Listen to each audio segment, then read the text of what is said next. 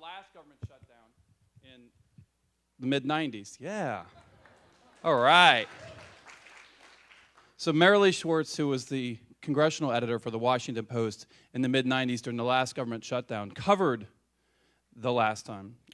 Since then, she became an IOP fellow, a Shorenstein fellow, and has remained a special person in the IOP because every summer she helps our Summer in Washington program, students with programming and career advice and counseling, and she's an important and an integral part of the IOP's family. So we're really glad to have Maralee to come up to moderate tonight's panel. She's going to introduce the rest of the panelists. So please join me in welcoming Maralee and the rest of the panel to the forum. Thanks.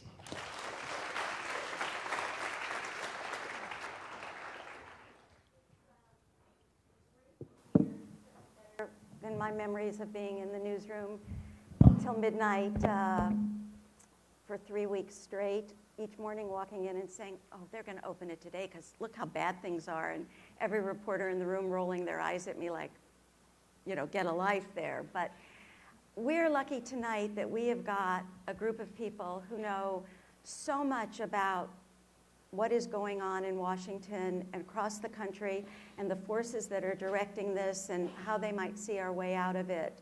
First, Joe Klein, who I have known much longer than I think the average age in this room.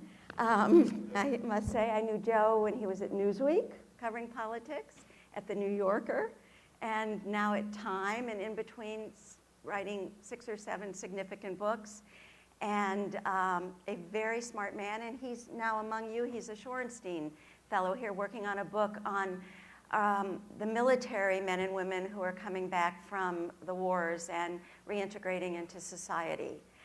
Linda Bilmes is a budget expert, and she is also the, I want to get the title right, the Daniel Patrick Moynihan Senior Lecturer in Public Policy. And as I said, she calls herself a budget wonk. I will call her a budget expert. She was the chief financial officer for the Commerce Department during the Clinton years. She has studied the cost of war. She's an expert in how budget policy is created or not created in this case. And will be talking to us about the impact of all of this. David King is, I will want to get his title right, is a senior lecturer in public policy at the Harvard Kennedy School and faculty chair of the Masters in Public Administration programs. And I have been hearing about David King for a very long time because when I was here first in '07 at the IOP and then at the Kennedy School the following year, his Congress course was every student have you taken David King's? You should step in on David King's Congress course. He knows more about Congress. But the other thing about Professor King is, and I don't know how he's going to feel about this right now, but he is a member of, now wait, I just saw, oh, here it is. He's directed the Task Force on Election Administration, the National Commission on Election Reform, and he also chairs a bipartisan program for newly elected members of Congress.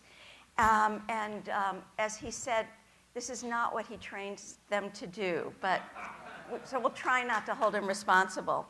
So before I begin the questioning, and then of course we'll throw it out to you, something caught my eye that has expressed completely, I think, my feeling and perhaps everyone's in this room about this shutdown, and sums it up in probably the most eloquent way, more eloquent way than I ever could. So I have a visual aid, and it is the front page of yesterday's Washington Post style section.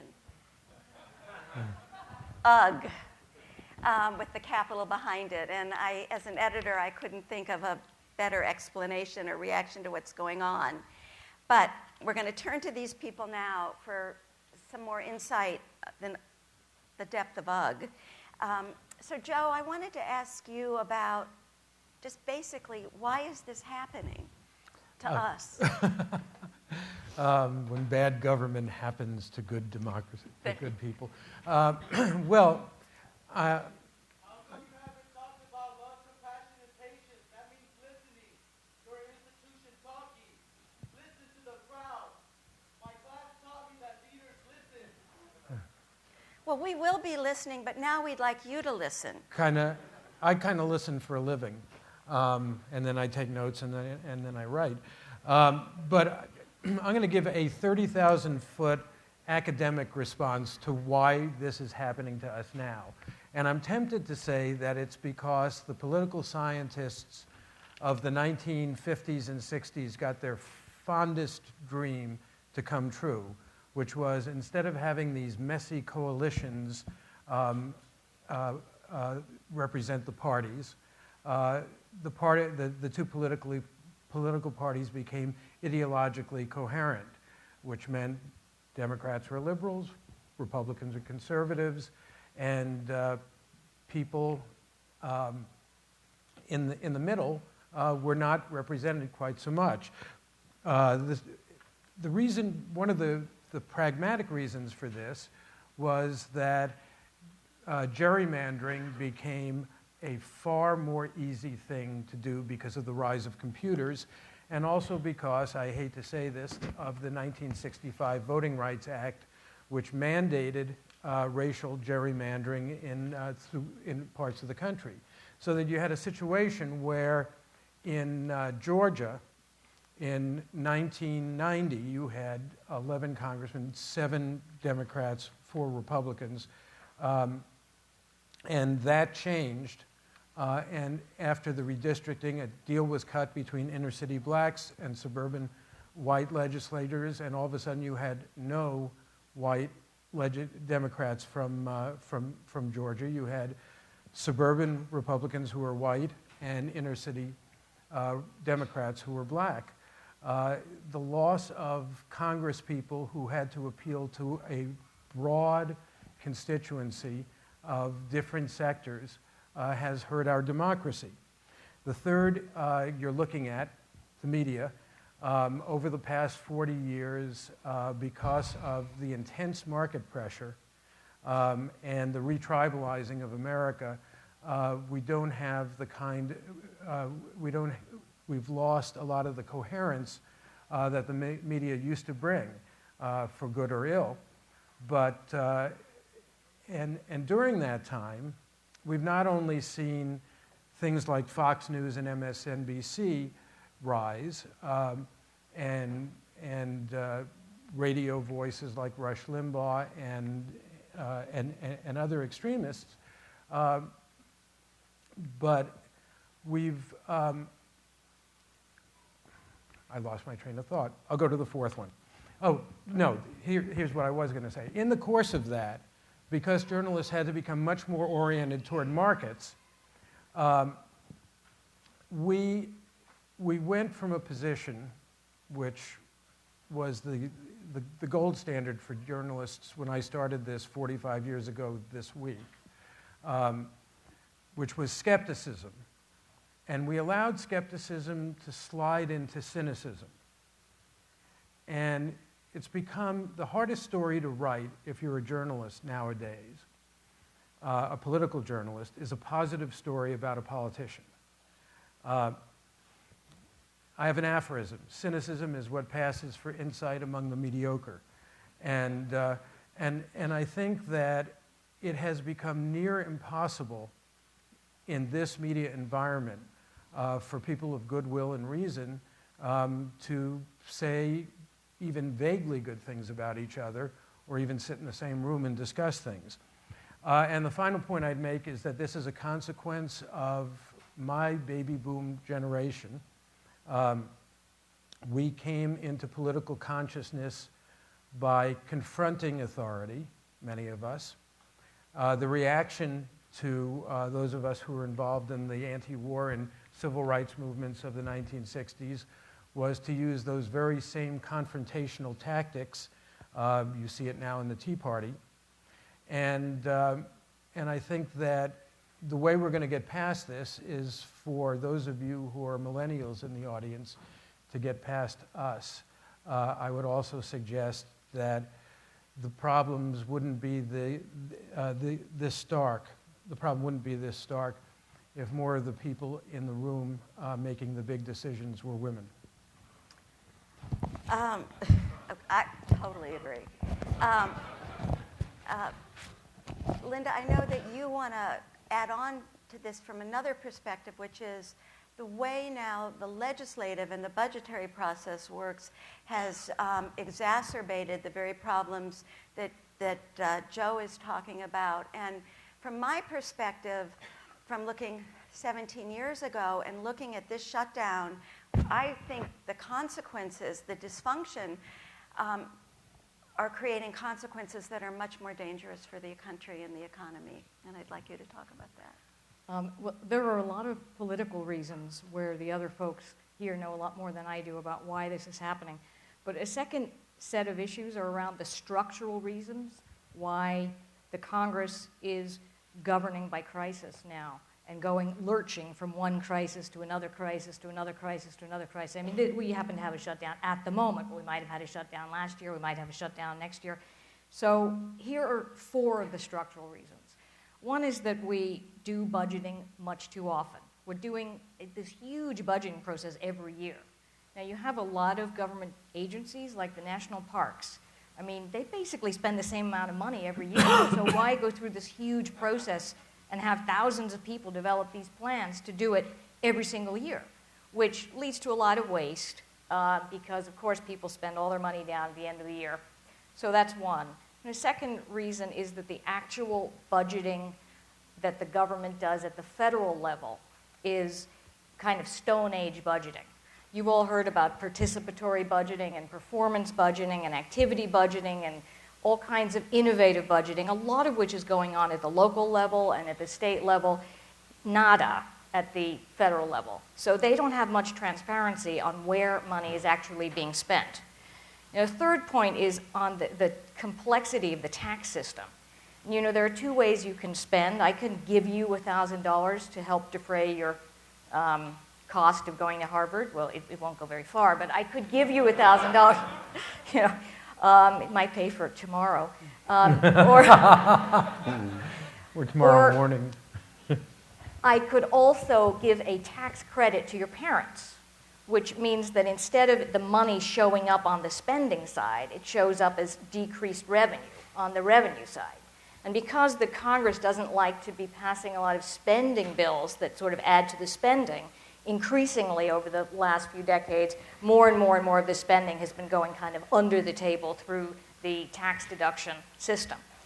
And the fourth reason is that the actual congressional appropriations process, and that's what this is really about, because the main thing that Congress is supposed to do in the Constitution is to appropriate money for stuff to happen. So that's the thing that they have not been able to figure out how to do. This year they haven't passed any of the appropriations bills at all. But the reason is that it's way overcomplicated. It was designed 40 years ago at a time when entitlement spending was pretty small. And if we right now, if we in this room simulated what they do in Congress, I would say we would have 2/3 of the money going to a small group of you, say you over there, and all you would need to do is kind of pass some rules about what you think should happen. And the rest of you would be divided up into 12 different committees on all kinds of stuff that you don't know much about. And you would have a pot of money, and you'd have to sort of distribute it and fight over it. And you would die before you'd let somebody in the next committee have any of it. So you, in the mandatory spending, are not sitting any place in the same room with any of you who are already fragmented. So the actual process makes it really difficult for people to understand resource allocation in the same place. So all of those things together, I would say, are creating a structural problem in the way that we allocate resources, which is reinforcing and feeding all the things that Joe just mentioned. David, I have a one-word question for you, which audience take note. It can be done. Boehner. Okay, I'll add a few more words. As the metaphor for what is going on in Congress and the challenges. John Boehner, of course, is the Speaker of the House. He's a Republican. And he's been Speaker for several cycles. He has a very fractured majority. At least 60 members of his 235 Republicans in the House have signed pieces of paper that say that they are allied with the Tea Party movement.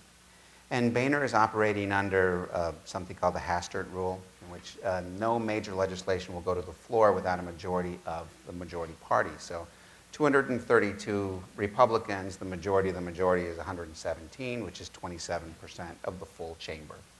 So you have a blocking coalition that that Boehner has to deal with of 27%, right, of the whole House. Boehner could waive that, and he could try and move the legislation forward. And if he does that, the Democrats would join with enough Republicans that they could pass a clean bill coming out of the Senate. But if he does that, his speakership is in peril. And sitting immediately to his right, ideological right, is Eric Cantor, who tried to take out the speaker two cycles ago and lost, and Boehner did a good job of holding Eric Cantor at bay. So it's not clear to me how much of this is ideological purity by the speaker and how much of it is sort of pragmatic survival. But why survive this? Who wants this job? I think it is the worst kind of leadership because it is pandering. Exactly. And a leader needs to have a vision for where she or he wants to move the country or an issue, and John Boehner is not leading. He's sort of standing in front of troops who are pushing him there. There's the phrase, tell me which way the people are running so I can lead them. Could I ask a substantive question here? We know that there was a vote in the Republican caucus on the resolution that was sent to the Senate. There was only one dissenting vote. That was Scott Rigel from Virginia Beach. Remember this name, Scott Rigel. But has there been a vote within the caucus on sending a clean resolution up? They have a whip structure, so they know where the votes are if they actually send it forward. Absolutely. Yeah, so Boehner's not going to take that risk at this time. Mm-hmm. I think, I mean, that's all inside baseball that we're talking about. By the way, go Red Sox. But it's clogging everything. But I don't think this is so much about congressional procedures or policy. It is about the vision of government, the role of government in society. Do we want government to do more? Do we want government to do less? And Washington Post poll last December was beautiful on this. The country is split. Young people by far are the most likely to say that they want government to do more, but old people simply don't want government to do more. Maybe they've had more experience. But the country is divided. So it's not about money. Money matters a lot. Obviously, the shutdown, by the way, costs the country money. It doesn't save a penny. This is about the role of government, and it's just an exercise as we move towards the big debate, the big worry, which is the debt ceiling vote that presumably has to happen before October 17th. Could I just say that Ted Cruz's father today was quoted as saying, Obama is a Muslim and Obamacare is assisted suicide. And he said it for 23 hours. And can I just suggest that you know, we're talking about a 27% minority. I would say maybe 25% of the American public believes that, and they tend to be white and Southern and rural, and that part of the reason why we've gotten to the point that we've gotten in this particular debate is racism. Well, I will just throw in, and then we'll go back to our moderator, an interesting poll that I saw yesterday which showed that far more people approve of the Affordable Care Act than approve of Obamacare. Oh, no, this is, well, yes, and good. I saw that same poll on Jimmy Kimmel, where he went, they had an actor go into the street and ask different people, what do you think of Obamacare? Oh, so against it. Well, what about the Affordable Care Act? Now, that I like. And they had 6 people, and 6 to 1. Yeah. 5 of the 6 all really were so down on Obamacare because way too much government control. Obama going to do all these bad things to us. But the Affordable Care Act, we like that idea. Well, I mean, you know, Obamacare would be like having the government take over Medicare.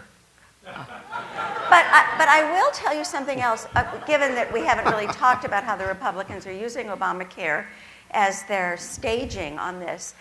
A poll yesterday, which I thought was really interesting, asking the public, do you believe that Obamacare, I may be rephrasing this a bit, should be a reason for your opposition to Obamacare should be a reason for shutting down the government? 79% of Americans said no. Among Republicans, it was 49-44. And among Democrats, it was 90-6. But among independents, it was 74 to 19.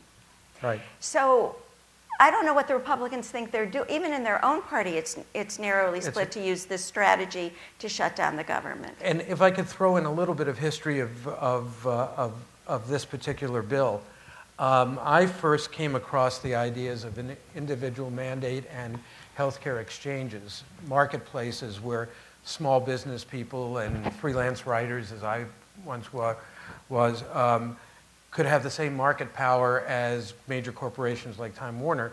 I first came across that in 1989, I think, when it came out of the Heritage Foundation as a plan for national health care. In 1994, I got into a lot of trouble with the First Lady, then Hillary Clinton, because I supported the Republican plan for universal health care, which was an individual mandate. I then, when Mitt Romney tried this same socialistic idea, which came out of the Heritage Foundation, here in Massachusetts, I came up and I interviewed him, and he knew exactly what he was doing. And I think that the results are that it's got some problems, but it's working pretty well. And then all of a sudden, Barack Obama proposes it, and all the Republicans are saying it's socialism. So, I mean, it's mind-boggling, isn't it?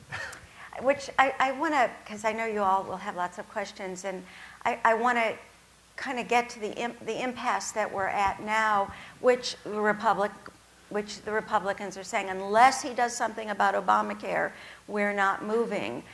Which, again, there's all these sort of false architecture about it. But if that's the case, and this is where I compare back to my experiences in 95, 96, watching the shutdown, when they were all talking a lot. But at the end of the time, when it really was the pain was hurting so much, the grown-ups stepped in. Bob Dole said to Newt Gingrich, and Dole stepped in. Of course, he wanted to run for president, and there was that impetus. But he stepped in. They made a deal. Nobody liked it a lot, but everybody got a little something, and they opened the government. This time, I just came across a really interesting quote from Tom Coburn, who is a very conservative Republican senator from Oklahoma, who said, the biggest problem now is we don't seem to be able to figure out how to negotiate. And he said, negotiation, and I really quite like this, he says, negotiation is a place where both sides have the ability to save face. And that's what I think they have to be looking for. And I don't know if anyone here sees a way for both sides to save face. David? Well, if this were about numbers, if it were about dollars, you can find a way to compromise. Yes. But it's not, right? This is about a fundamental view of what the government should or shouldn't be doing.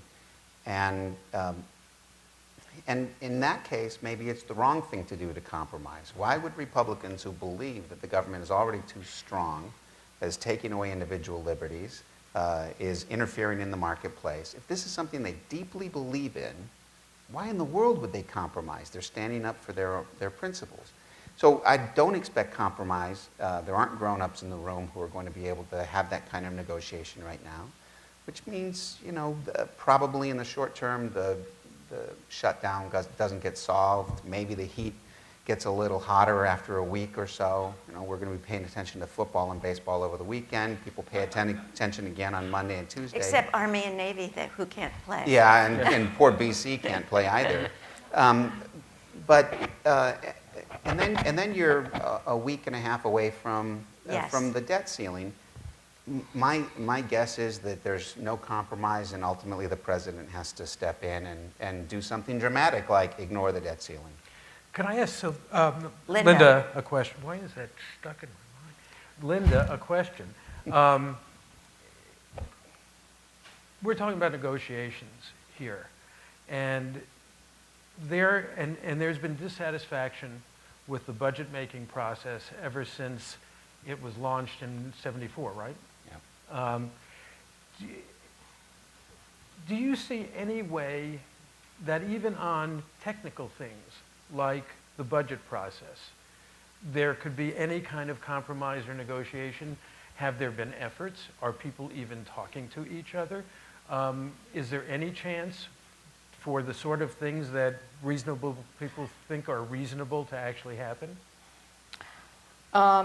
Well, I think, first of all, this is the point at which, being this is Harvard, I should make a pitch for my new book, Budgeting for Better Performance, forthcoming in the spring, in which I outline a number of budget reform areas. But I think that there is a lot of budget reform, and there's a lot of progress happening, but it's happening at the local and state level. So you see everywhere from New York City to Santa Clara, California, to San Jose, to Somerville, really significant progress on involving people in making decisions about how resources should be allocated, and a lot of technical improvements on displaying and accounting for where money goes in ways that you can actually make decisions about it. There has been a very, very, very small amount of progress at the federal level. One proposal that I made some years ago that I have testified on extensively, that was adopted thanks to a lot of people who supported it, was that the Department of Veterans Affairs now has 2-year budgeting, biennial budgeting, because they were able to argue that keeping veterans hospitals open is something that shouldn't be subject to annual appropriations, and they didn't want to be stuck in these constant situations. So they are somewhat affected, but not that much by this shutdown, because they have advance appropriations. And there are a number of other government agencies that are fee-funded and that have other funding streams that also are less affected because of the fact that they've had some funding reforms. The sort of the quickest, easiest, and probably most bipartisanly appealing way to at least cut in half the number of times this happens would be to have a lot more government agencies have the biennial budgeting, which most states have.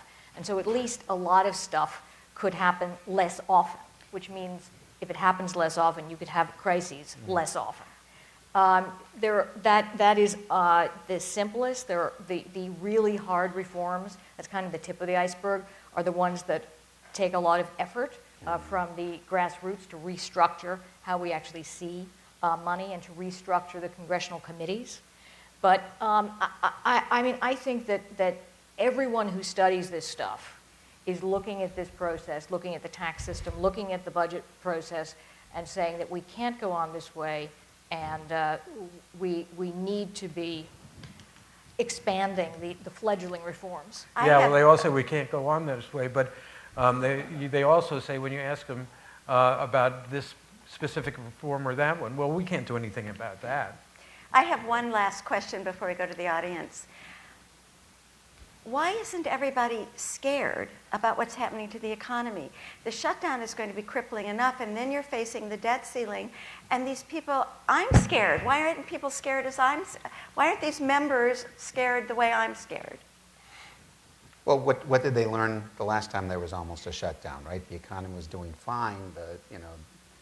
It didn't really hurt the economy. When it looked like we were flirting with the debt ceiling, the Republicans basically got a win out of that last encounter.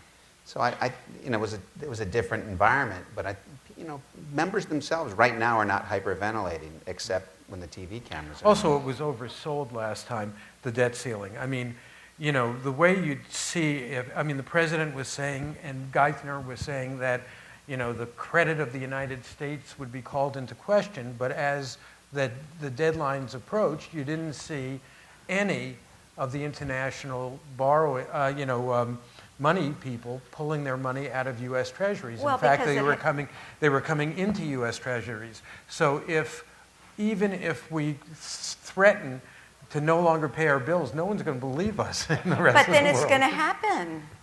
Well, Then it may happen. I think, unlike the last shutdown, which happened in the winter, this one is happening in October. And that actually makes a very big difference in terms of the economic impact, which is very quickly going to become manifest. And I'll give you just one example. In the national parks, we are in the peak shoulder season. Normally this time of year, when we got the fall colors and the bears fattening up and the birds migrating and all of that stuff happening, there's 700,000 visitors a day into the national parks. There are 7.5 million school kids who go to the parks in October on field trips. There are 900 teacher curriculum websites, which are the most visited websites in the entire government for the national parks, all shut down. And when you have, because the national parks run all the police and the fire protection and the utilities and stuff in the parks, they've had to shut down all the restaurants, all the campgrounds, everything in the parks, which has a knock-on effect to all the gateway communities who all run all the REI shops and the motels and eateries and stuff. So all of that is shut down. And for a lot of those bedroom gateway communities, this is their absolutely peak time. This is the time when they are, it's a make or break for their bottom line. So you have all, I mean, that's just one example. I could give you 10 examples, but there will be within a few days a screaming about the economic impact, and it will be, quite felt if this goes on. And the second reason, which Maralee and I were talking about before, as she was there in the last shutdown, is that actually this time around Congress has not passed any of its appropriations bills. I mentioned those 12 appropriations bills they're supposed to pass. You all are supposed to pass if we do the team exercise. Last time they had passed half of them, so some of the government had funding to continue. This time, none of it has. So the number of people who are actually out of work and not allowed to do their jobs is about 3 times as big as it was last time. So be very afraid. But I wonder, last time you didn't have the percentage of the population living the virtual lives that they're living now. The people in those communities are certainly going to be really ticked off within a matter of days, but the millions watching Duck Dynasty aren't going to be particularly immediately affected. Ultimately, they will be affected, but it's very hard for people to see cause and effect in something as abstract as a huge, complicated economy. And there are enough people out there shouting on the radio or being on TV saying, we don't miss the government. Do you miss the government? And as long as, I'll tell you what would make a difference. If they stopped printing the Social Security checks and Medicare checks, that would bring this to a screeching halt in a nanosecond. All right, time for your questions. Please line up at these mics. And I think the rules of questions at form are immortalized in my brain. You all must identify yourself. The questions are brief, and they end in a question mark. They don't include commentary. We've got the commentary up here. Good evening. My name is Ari Cole. I'm a member of the Harvard Kennedy School class of 2008. Thank you for your brilliant discussion tonight. I was researching on the web after some of my Facebook colleagues from the Kennedy School told me the instigator in the Senate, Senator Ted Cruz, was born in Canada. I went to Wikipedia and saw that his father was born in Cuba and supported Castro to come into power. And I was like, that's interesting. He and Rubio together are instigating the U.S. government shutdown. Looking further into Facebook, I found that in 1976, there's been 17 shutdowns over 110 days. My question to you as a panel is, we solve, as politicians, and people that are interested in government. We solve global problems at Camp David between Israel and Egypt and Palestine.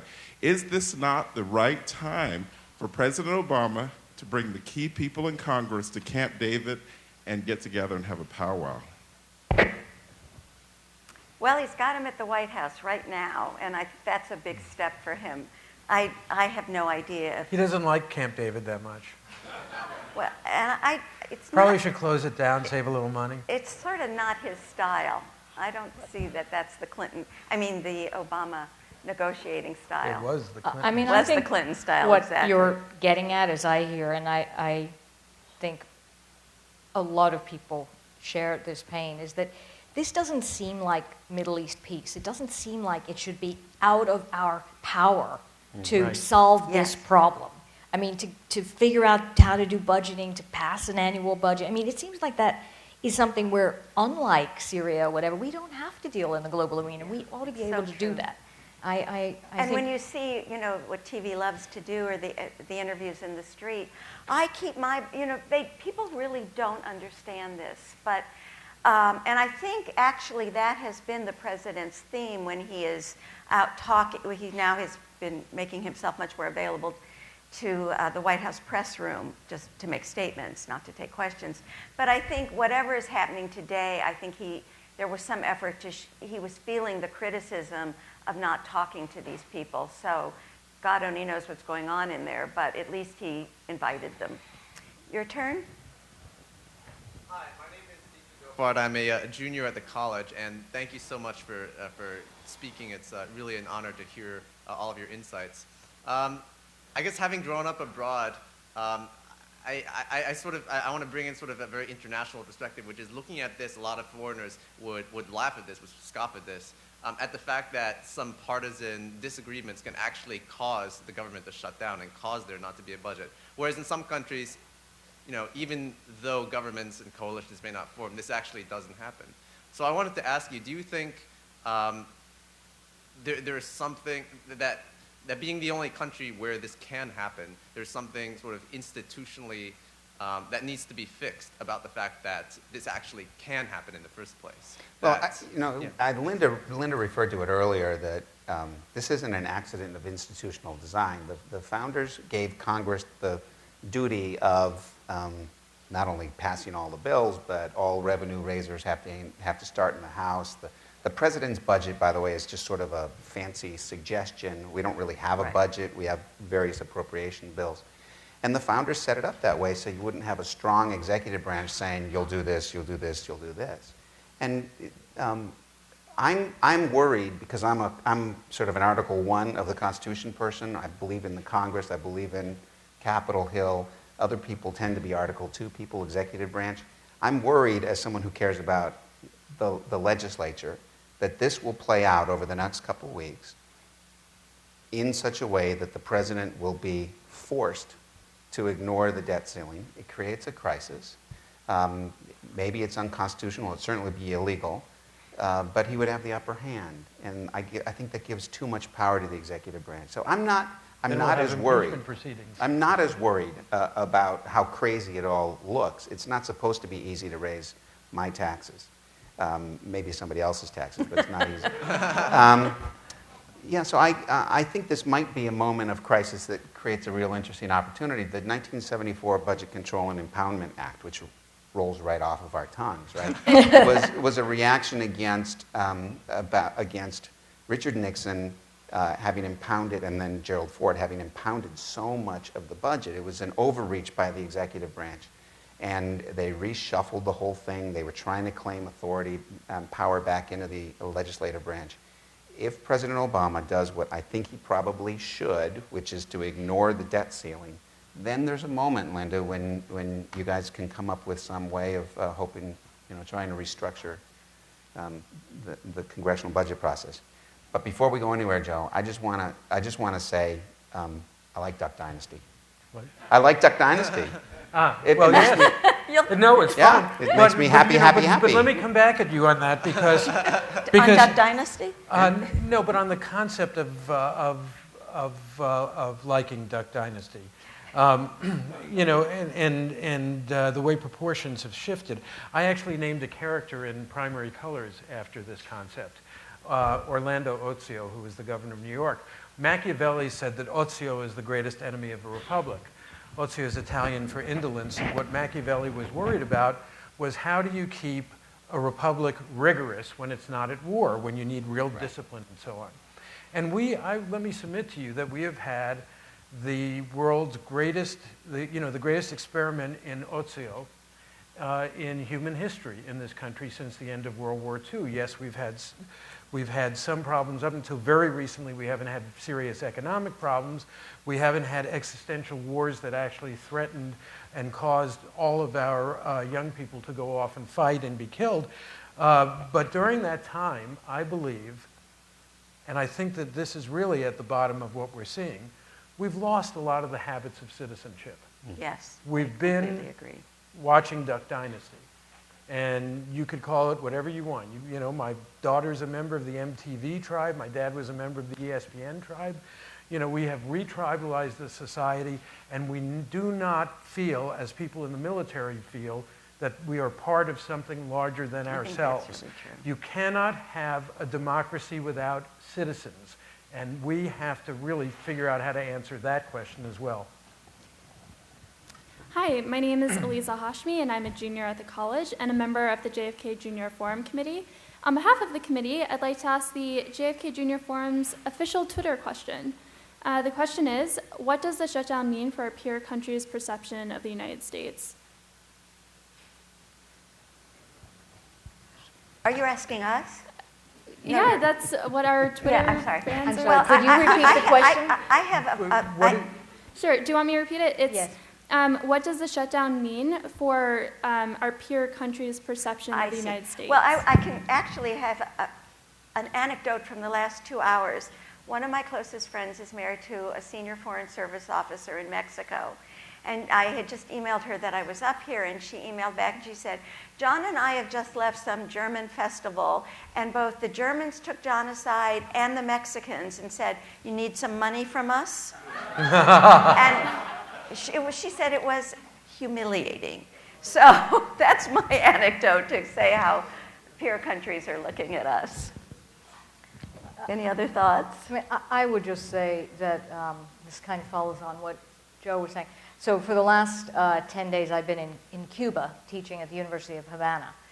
And of course, Cuba is right now, I mean, it's a fascinating place, but it's at the stage in its development where it's just beginning to think about how do we structure society. You know, what do we think about capitalism? What do we think about socialism? What do we think about whether we should have local government and regional structures and so forth. They're at a very early phase, kind of what the United States went through when the Constitution was written.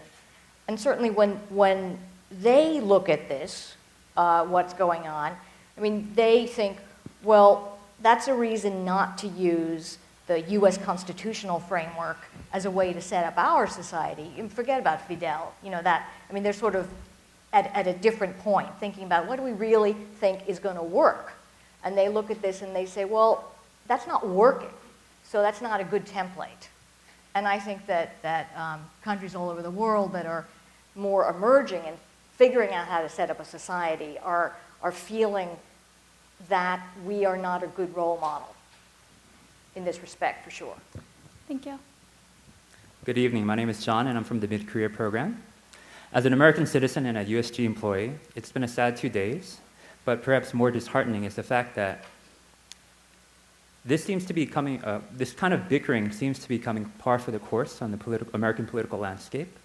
And it seems like you can't get anything done without elevated doses of finger wagging, finger pointing, and kabuki theater. So I'm wondering, what do you think it'll take for us to become a more moderate, more negotiating, functioning democracy again? I'm glad you phrased it the way you did, because it's about society. It's not necessarily about Congress. Right. And this level of dysfunction and polarization and anger is seen in every legislature, certainly every state legislature that we have data for, going back to the early 1970s. They've all become dramatically more polarized. The parties have polarized.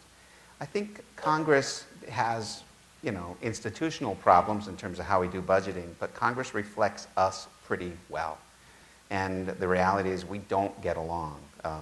We are tribalized in many ways. And what's it going to take for it to break? One side or another is going to probably have to win. Maybe that'll reshake things, but I'm not sure. See, I disagree with that. I think that Congress does not reflect American society, and I've seen data that proves it. I mean, Pew has done this. Alan Murray, I was at a conference recently where Alan Murray from Pew made a presentation, and he showed the political attitudes of the American people. And it was your standard bell curve. There was a larger chunk on the right than there was on the left. I'm doing it in your perspective. But most of them were in the middle. And, almost every year I go out on a crowdsourced road trip across America. And I have town meetings. And the meetings that I have, and I make a special effort to go to see Tea Party folks and other people who wouldn't normally be attracted as a crowd to this source, and they're pretty disgusted with the media coverage of the extremes. And then what Alan Murray did was to overlay that bell curve with a chart of the attitudes of members of Congress. And it was the exact opposite. The extremes were way high, and those who are in the middle were way down at the bottom. But you know what, Joe? I think that some of that reflects the gerrymandering that absolutely. That these districts of these 60 to 80 that David referred to, of the most right conservative in the House, they won their districts in the 70%. Obama did about 20. They won by an average of 23 points more than Obama in those districts. And they're 75% white in most cases.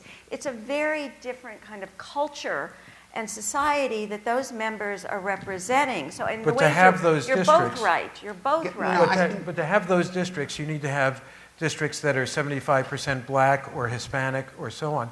This was an appropriate remedy that my generation imposed on the country to the legacy of slavery and bigotry.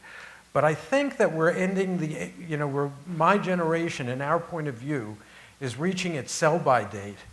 And I think that the next generation is going to have to address exactly what you were talking about, which is the notion of figuring out ways to work together rather than to divide us. The fundamental American principle is that the things that we have in common are more important than the things that divide us. The fundamental principle of marketing is that the things that divide us are the things that you sell to. I think we're going to have to kill marketing as well.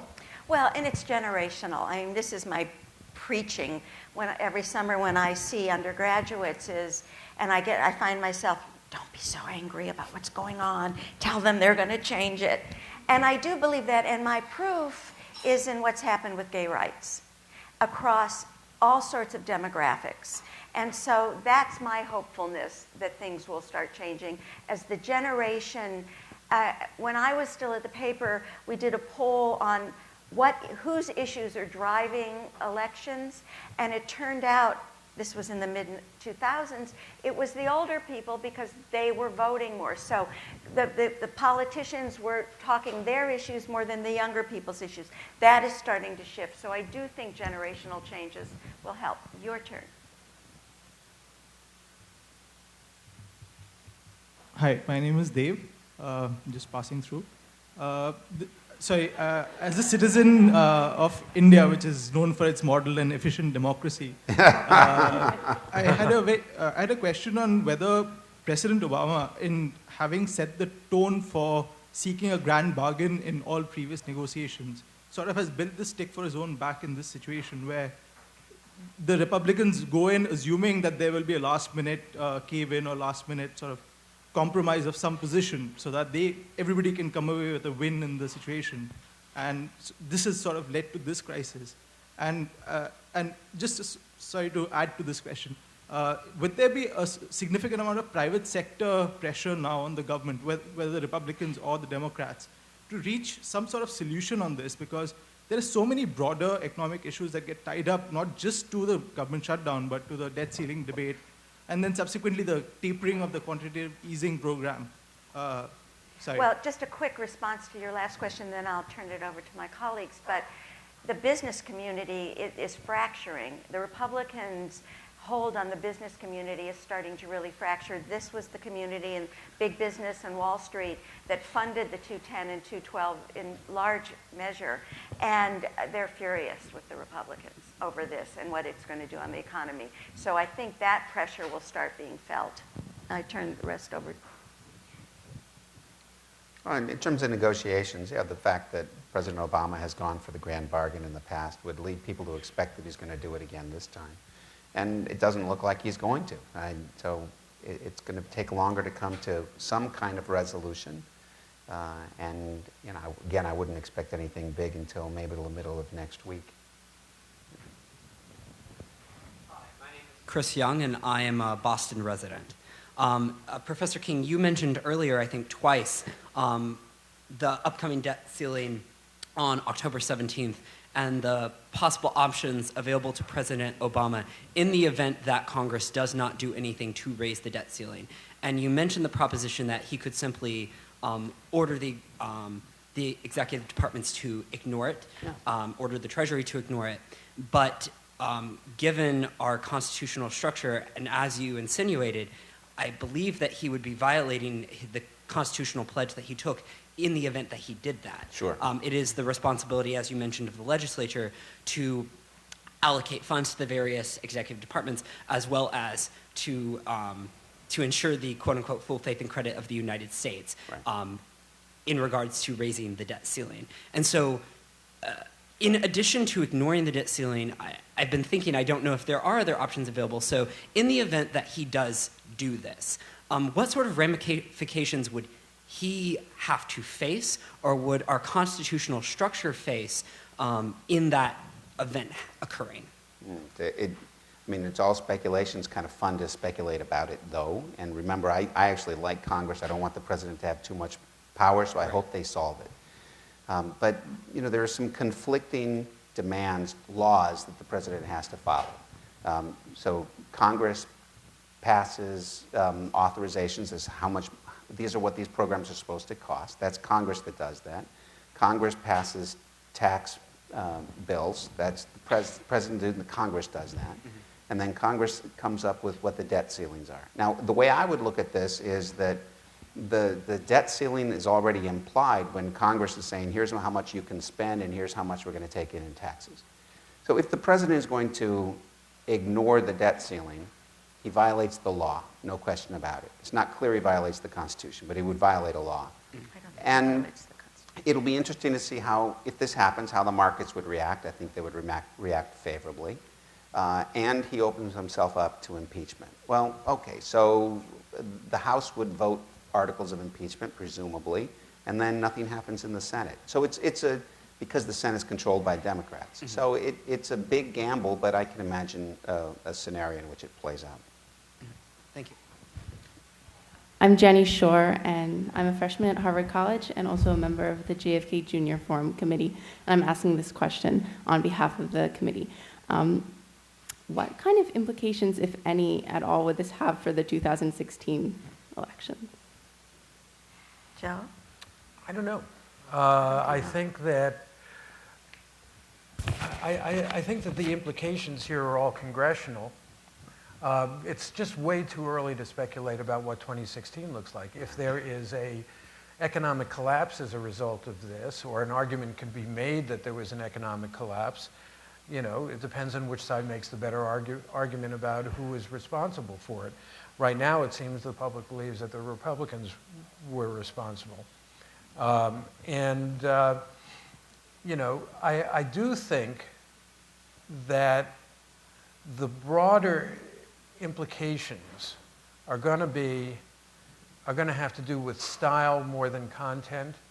I suspect that we may see a desire for politicians who are not as confrontational either advertently or inadvertently. It turned out just because Barack Obama, who is a stone centrist, by the way, was black, he turned out to be a confrontational politician for the 25%. In fact, there's another Pew stat that I think is really amazing. 25% of the American public believe that it is the job of federal employees to discourage people from signing up for Obamacare. I mean, you know, just by his very nature, he by his melanin level, he was confrontational. I think that there may be some desire that is reflected by the people for someone who isn't. I would just add that I think that this kind of thing, government shutdown and the sequester and the debt ceiling fights, all of these things tend to create a vicious cycle which reinforce everything, because those who, for example, are opposed to the Affordable Care Act are generally motivated by a feeling that this is more government, this is sort of too much, the government can't do anything, the government is not good at stuff, not good at getting stuff done. And when they look at this dysfunction in Washington, that confirms all of their views about how the government is broken and it's not good at doing stuff and it can't even pass a budget. So how can it possibly run health care for hundreds of millions of people? So I think that this sort of pernicious cycle reinforces. Now, I don't think that that necessarily affects the top of the ticket, but in the districts where that is the way people are viewing this, I think it makes them harden into their And what, there are positions. 75 districts where you have live competition? Yeah, something like that. Yeah. Not many. Not many.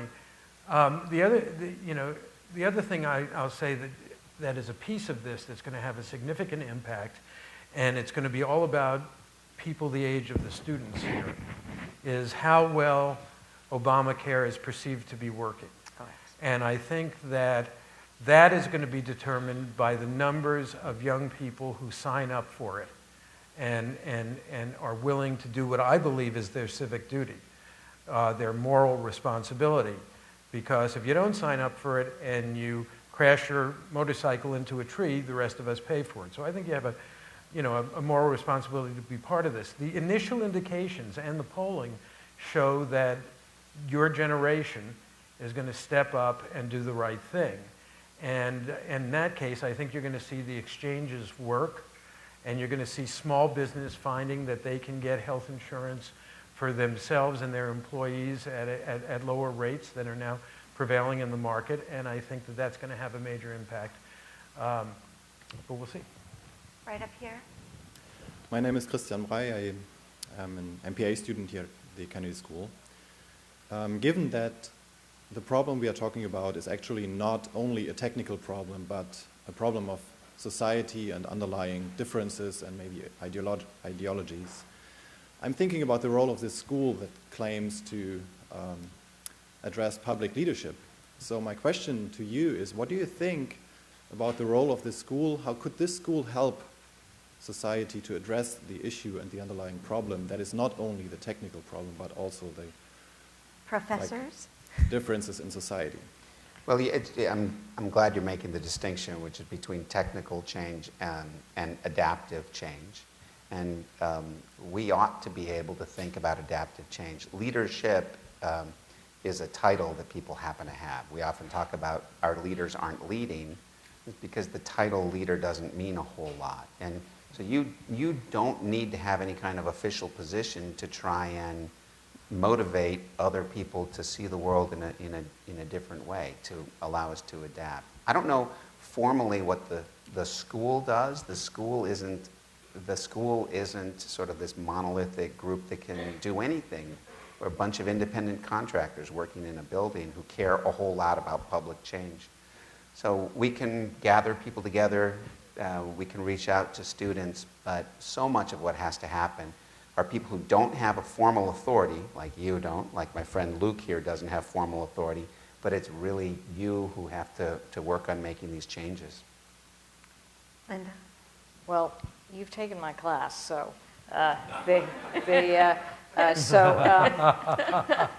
You can take the box on the structural side. I mean, I think that, as David King was saying, you know, we have the a program for new members of Congress that we run every 2 years, and I mean, I'm one of the faculty who teaches in it, and I think the Institute of Politics does an extraordinary job of attracting top faculty, kind of trying to gather in all the new Congress people. They get a very high proportion of the Democrats and a few of the Republicans. And the difficulty has been that the Republicans who are essentially, you know, wagging the dog right now, the tail, are the ones who never come to this. So you get all the Democrats, you get the so-called moderate Republicans who sit in a room and they're interested in structural stuff and policy issues and talking about how we might reorganize the capital budgeting process and the other stuff. And then you have a group that is not really interested in how we slice up the pie. What they want is they want a cupcake. They don't want a pie, they don't want slices of the pie, they want the cupcake, little baby cupcake. And so it's really hard to have a conversation when all of what we do here is based around understanding what would be the best, the most effective, the most cost-effective, the most efficacious way of slicing up that pie, with a bunch of people who say, you know what, government's just doing too much, let's just get rid of it. As an outsider, can I make one suggestion? I know that the MPP is kind of the sexy degree. Wait, Everybody. Can I have the MPAs in here? Right, but wait a second. You know, we are all sexy here. No, but we work hard at that. Well, let me finish the argument because I think, David, you're going to like it. Good. We have we got more policy wonks than we can handle. What we don't have is sufficient numbers of inspired, brilliant managers. And I think that one thing this school could do is to emphasize the importance of getting an MPA rather than an MPP. And because, you know, if the government isn't managed well, trust in government is going to plummet, and the government hasn't been managed very well. You can talk about the VA, Linda. You know, we could talk about a lot of things. Couple more questions, this young man. I am a MPP 1, so sorry about that. Oh, shame. Still time enough to change. You should be doing there's a math assignment for you right now. So we talked a lot about Obamacare and the fact that people don't know Obamacare from the ACA, and there's been a lot of misinformation. And the way I saw it is that sort of when the act was starting to be signed, there was a lot of messaging from the government, and then they got it passed, and it seemed like they sort of let go of it a little bit, even while the other side continued to propagate media about it. And so I see this in a lot of ways as a messaging problem of a pretty good bill that people don't know good things about. And I'm wondering, why do you think they failed, and how might they have done that better? You have no idea what you've just said, because this was my obsession. After I left Harvard, I went back. I had already left the paper, and they asked me to come back to get them through healthcare, be political editor through healthcare. And I got to the point, if I saw the Obama administration, one more response from the Obama administration about explaining the healthcare bill as people will like it after it's passed. And that was their message. They had no message in 2009. They had no message in 2010, except you'll like it after it's passed. And in the meantime, the Republicans seized every possible too much government control, fear tactics. Some were legitimate, some weren't legitimate, the cost, the implementation. And I hold the Obama administration incredibly accountable for their inability to message. And now, 6 days before implementation, they send half the administration out. They hire ambassadors of message to help people sign up. A little too late. And they'll be very lucky if, in fact, if it is successful and people do begin to embrace it. Could I just say, to expand on that a little bit, Barack Obama is the only politician I have ever met in an executive capacity who gives people tax breaks and doesn't bother to tell them about it. I mean, 85% of the country got a tax break in the stimulus bill, and then all the senior citizens got a tax break, $200 tax break on prescription drugs, filling the donut hole when the Affordable Care Act passed. I mean, it's amazing. It's inexplicable to me, given a campaign that was run, and of course I taught on that, about the effectiveness of their message and ability to connect with the American people on issues they cared about, that when he takes a huge risk to do this enormous piece of social legislation and can't communicate to the American public, and only now is trying at the last minute to do it. So it's been a big messaging problem. All right, last two questions. This young man up here. Hi, my name is Louis Gowden. I'm an 8th grader at the Fenn School. And my question is, with Americans so polarized on so many issues, one of the few things they can agree on is the dysfunctionality of Congress and how they can't seem to get anything done. With the debt ceiling and the fiscal cliff and now the government shutdown. Now, if you could make one change to Congress or one change to the legislative branch, would you, or what would it be? Professor King. So one change. That's. I would love to see the budget process actually changed, but that would be like a fix. There are much deeper issues in Congress. People really don't actually get to know each other very well. It's true. I mean, everyone hears these stories about how members don't even know each other's names anymore. They don't. They don't spend time having fun together. That really matters.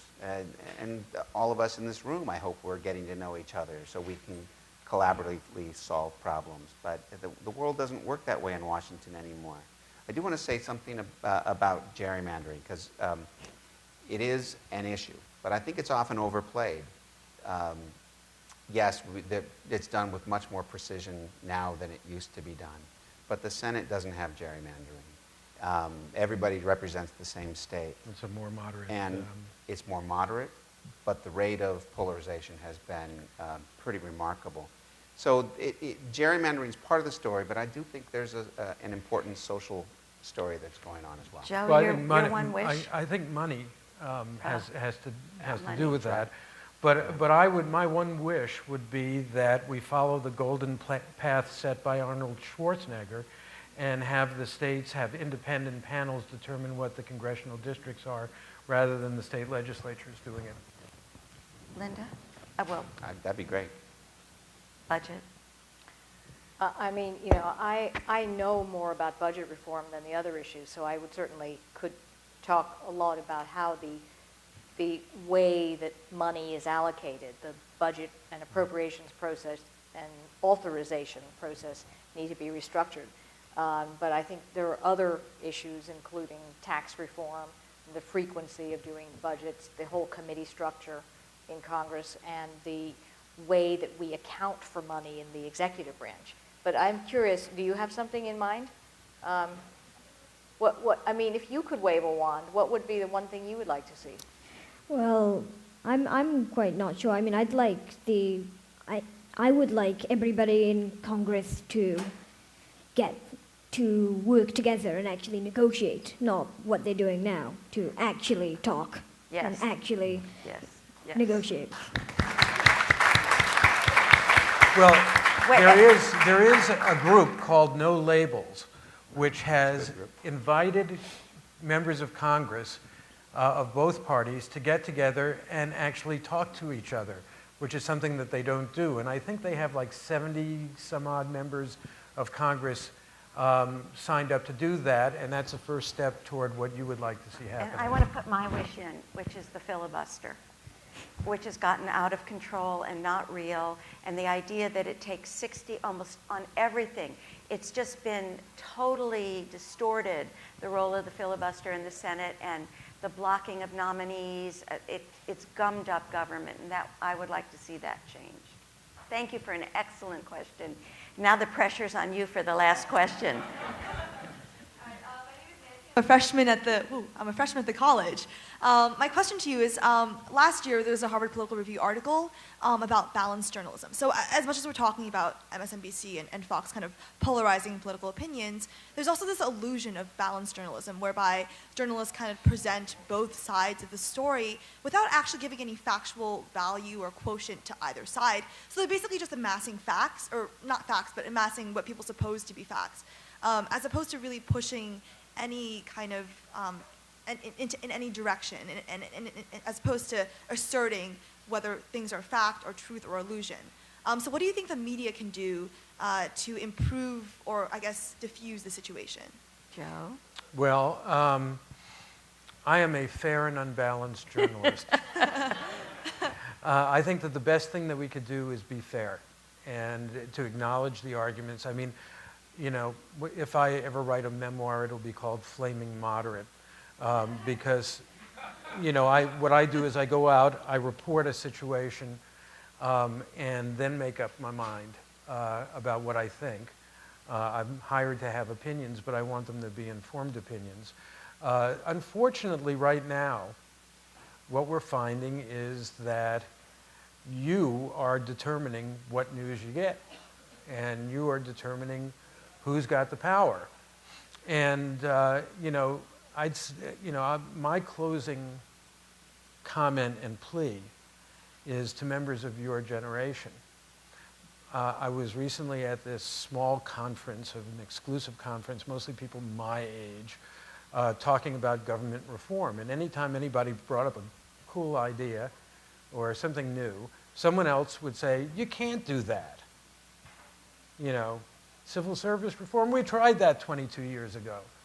My advice to you in this millennial generation is to be involved, to be active, but also don't ever listen to us when we say you can't do that, because you're going to determine what can be done, and we've pretty much made a hash of things.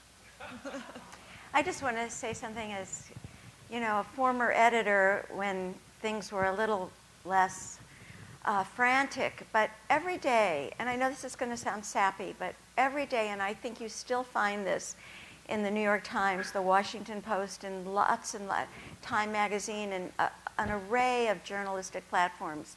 Every day I would say, what's important here?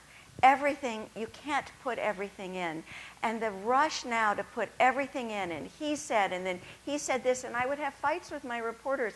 We don't have to have every point of view. Let the readers figure it out for themselves. It is our job to present as much context and as much insight as we can and let them figure it out. And what I hope is readers, because now you are confronted with, as you put it, so much, that you can step back and say, what's important here and what am I trying to understand? And good luck with that. Thank you all so much. This has been great. Your questions were great.